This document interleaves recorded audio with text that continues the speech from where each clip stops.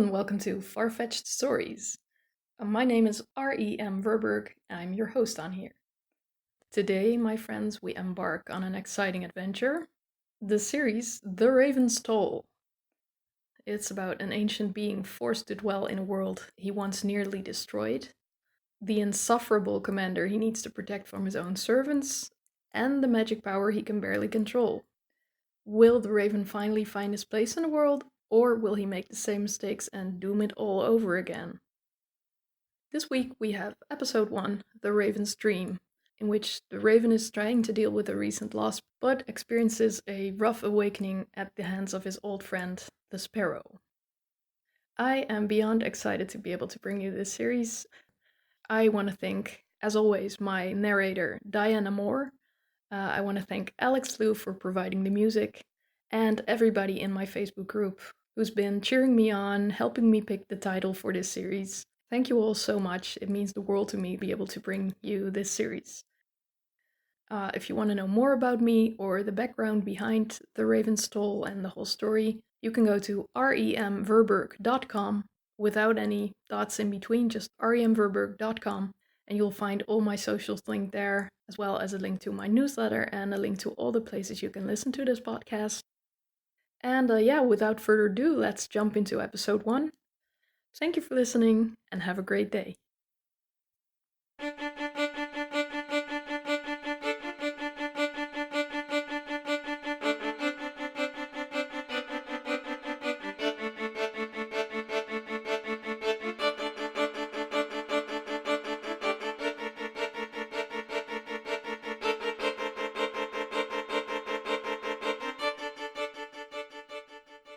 Episode 1. The Raven's Dream. "You failed," the Sparrow said. The Raven did not need her to remind him. Even in the dream, the taste of failure clung to him like a second skin, like ashes in his mouth. That taste never went away these days. Every waking hour, it was there to remind him of Thetis, his last ward, and the way he had wronged her. He had hoped to find refuge in sleep, but now the Sparrow was here. She visited him in dreams from time to time. In his experience, she always came for a reason, and those reasons usually weren't good.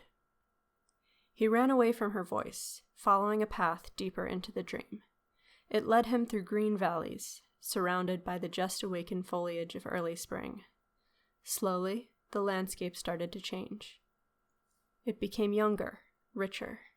The Raven's footsteps shook the ground as he gained momentum. The farther he ran, the better he started to feel. He felt his magic returning. Here, he was the sap rising in the trees, the salmon struggling up the rivers. Here, he was in the Thunya of 200 years ago, where he'd been young and strong, and could make life dance from his fingertips. "You failed," the Sparrow said again. The Raven stopped. Even here, he could not escape it. "I know," he said, and turned towards her voice. Abruptly, he stood in a field of gold. Halms rustled against his legs as he walked to the middle of the field, which was dominated by a huge tree. The Sparrow sat with her back against the trunk, looking out over a small, fast-flowing stream. She was different here, too. Her hair was still white blonde, her face still androgynous and neither young nor old. But her power was unbroken, just like his, just like the land around them. "Never forget, we nearly destroyed all of this," the Sparrow said, as if she'd read his mind. "We nearly destroyed Thunya. The only reason we're here is to make sure it never happens again." The Raven hung his head and sat down beside his old friend. "Is that why you came?" he asked. "To remind me of my failure?" She grinned, ever so slightly. "That, and your dreams are very beautiful," she said. "I had almost forgotten Thunya was once like this. It's important to remember. Just as important as it is to remember our failures, both yours and mine." The two sat in silence, listening to the sounds of the water. On the other side of the stream, the sun was sinking in a haze of pinks and oranges, dragging small clouds in its wake. The Sparrow was right. This version of Thunya was beautiful. The Raven wished he could have shown it to any of his wards. The humans living in the present only knew a depleted, warped Thunya, a place of perpetual strife. The thought reminded him of Thetis again. With it came a pain as sharp and poignant as a needle to the eye. In another time, 200 years away, she had just been caught. Thetis, his last ward, whom he had guided and trained for nearly 10 years. Clever, mistrusting Thetis, whose anger had eventually formed the teeth that had gnawed a hole in her heart. From the moment they'd first met, that anger had been there within her. He had simply underestimated it. Or maybe he had overestimated himself. As an advisor and a keeper of the balance, he had thought he could make her use her powers for good. He sighed. He had also thought she trusted him. He'd even thought they were friends. But she was human, and he was Vanta. There could be no friendship between them. He shouldn't have forgotten that. The fact that he had was the reason that Thetis had run away from him, and eventually committed her crimes. 15 years they'd given her. 15 years on the penitentiary island of Alaris. A mild sentence in light of what she had done, but still a long time for a human. That sentence would be a fifth of her life, perhaps, if it didn't kill her. And it was all his fault. He'd been selfish and weak.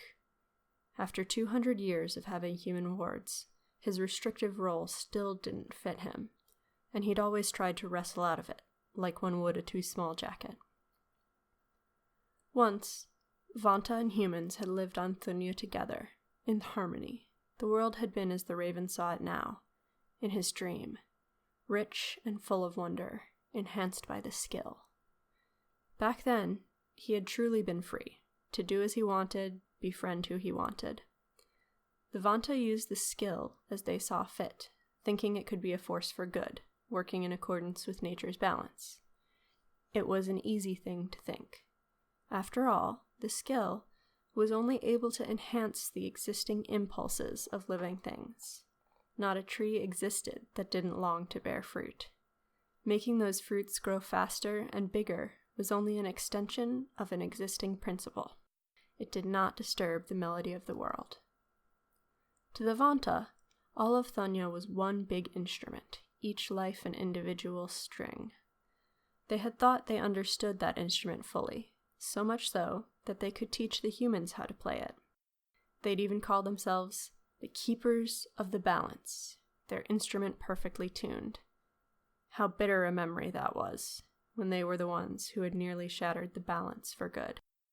When they were the ones who had broken the instrument, almost beyond repair.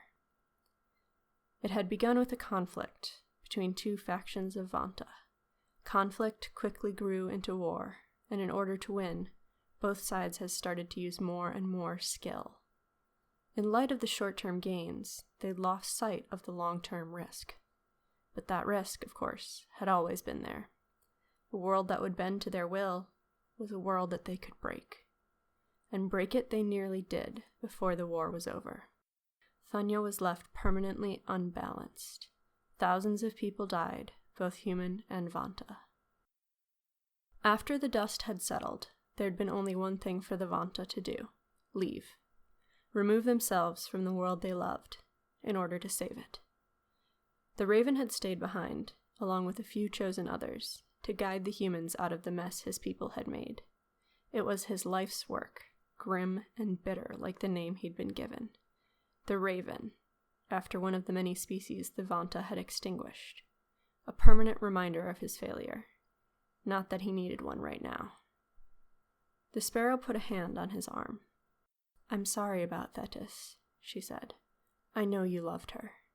She shook her head. "It's always hardest with the humans we love." "I couldn't get her to trust me," he said. "You're right, I did fail."